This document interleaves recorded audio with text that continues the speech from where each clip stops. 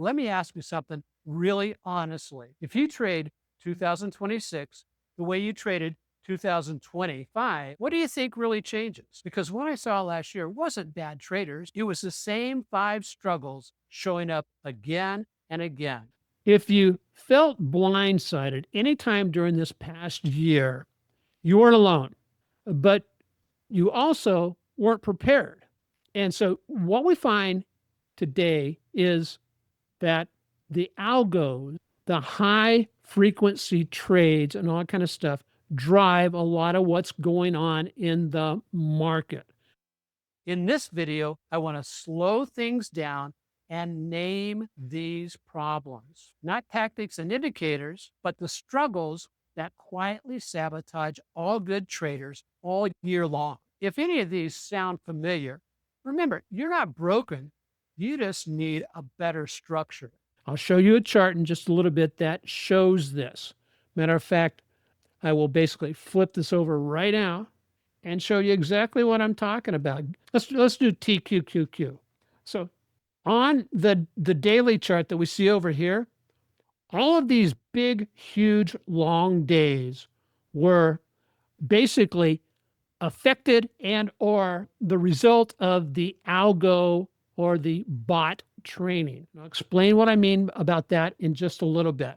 One of the things we've experienced over the last few years is you get these huge sell-offs and also upside moves that seem like they're somewhat out of the norm. And if you have been watching that, you're absolutely right.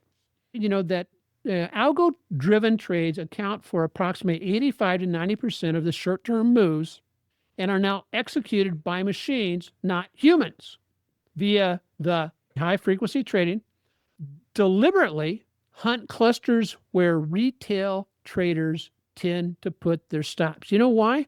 Because they've programmed into the algo, the institutions have, the characteristics of most retail traders.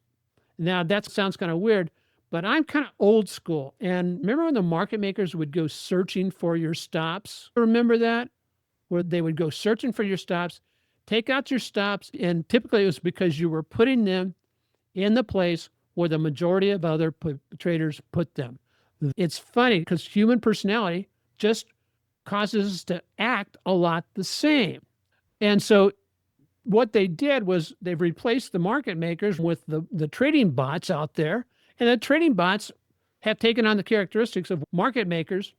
But secondly, they react in nanoseconds to everything from news to any unknowing moves in the market. They'll react and they'll start trading it. So the good news, though, is for the AutoPilot trading system, we actually beat the bots. And I'll explain what I mean by that here shortly. The next is despite extreme volatility. You get tariff news, you get fake tweets on this, that, and all that kind of stuff. And you get moves of the market, sometimes 5 to 8% in a matter of minutes. Would anybody like to guess what the largest moves this past year have been on a daily basis of TQQ or SOXL?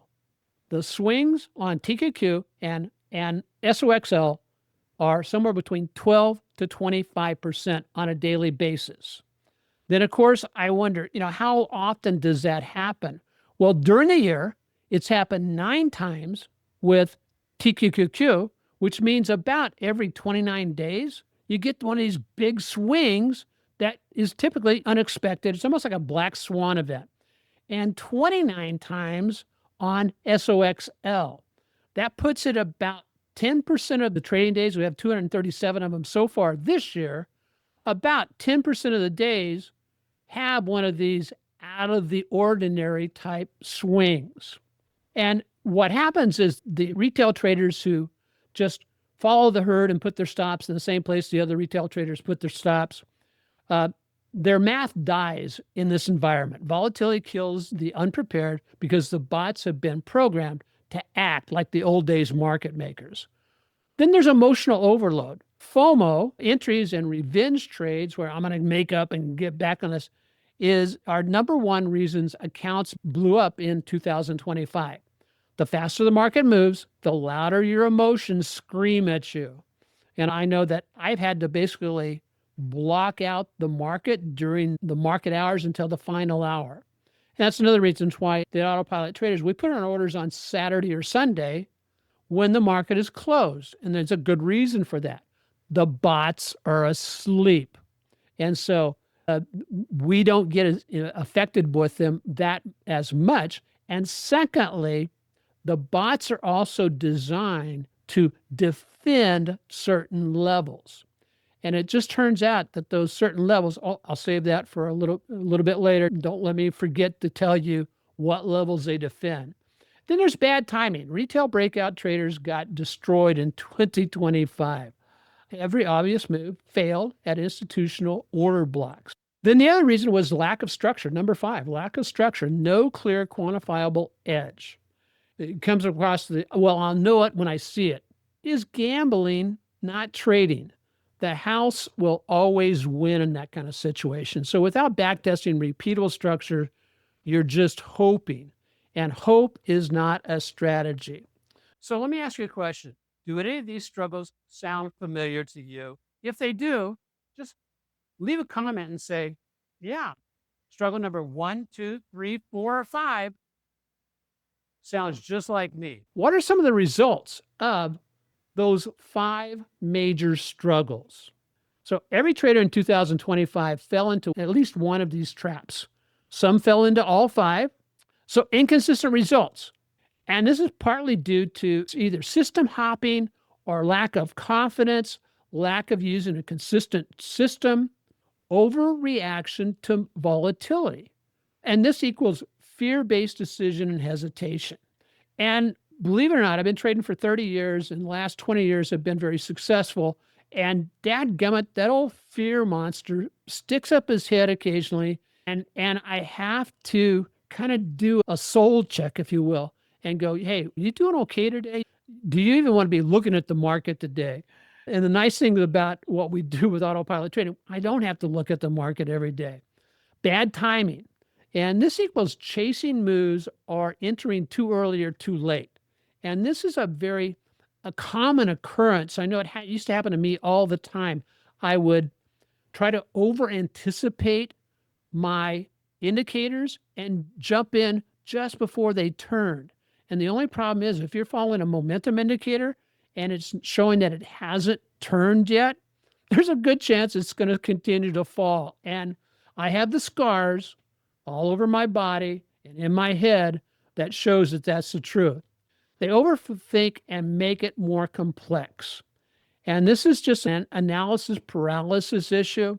And we tend up missing trades. And then lastly, it's the lack of structured process. Those of you who know me, those of you who are part of the team and our AutoPilot traders, you know that I always talk about the concept of having a routine, a repeatable routine, and then getting the reps in to practice that routine over and over again until all of a sudden, it sounds kind of weird, but you almost start feeling the market. But again, what are we going off of? Our feelings are based on mechanical indicators and levels of support, levels of resistance, what the moving averages are telling you. And so while we have clues, the clues have got to converge before we take action.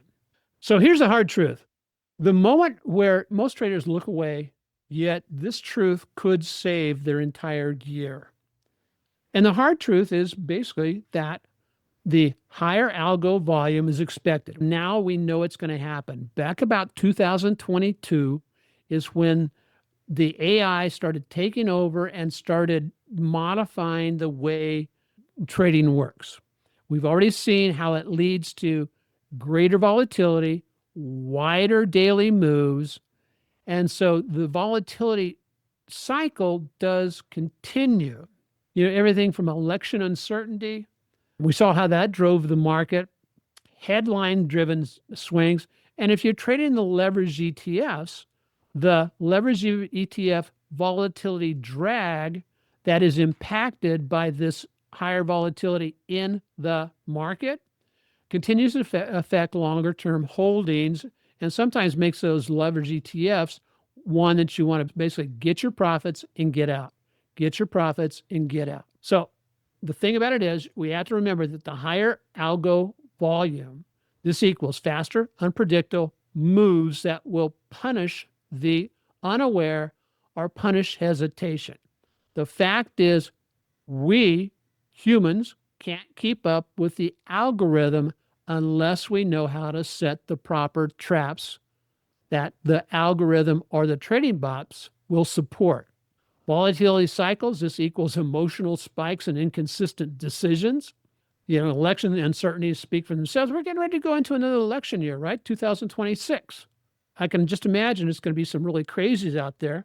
The other thing that I like to do, folks, is basically just, what are you doing to shut out the noise? What are you doing to shut out the noise? A lot of folks live with their smartphones or their iPhones, and they're constantly getting the distractions of the notifications. Here's an extra tip that I wasn't going to cover in this presentation, but one of the things you can do during market hours, if you watch the market throughout the day, turn your notifications off. They will pull you away from the market or pull you away from what you're doing, just at the wrong time. Trust me. You can catch up with Auntie Sue after it over on Facebook or any other news, trying to find out what's her name. Who's that singer, that blonde singer who was dating the football player from Kansas City? What's her name? Swift, that's it. But what's her first name? Taylor Swift, that's it. Yeah, you're not going to miss out on what Taylor's doing by turning off your notifications. And then also learn how to manage the drag on the LETFs. And part of this is because most traders just don't understand the long-term decay and also know that there are certain leverage ETFs out there that are almost immune to the long-term decay. One of those is one of our favorites that we like to trade, which is the TQQQ. These conditions reinforce why simplicity becomes even more valuable as markets evolve. So does it make sense that a tougher market requires a clear, simpler plan? I hope so. I hope that you'll go, yeah, it does.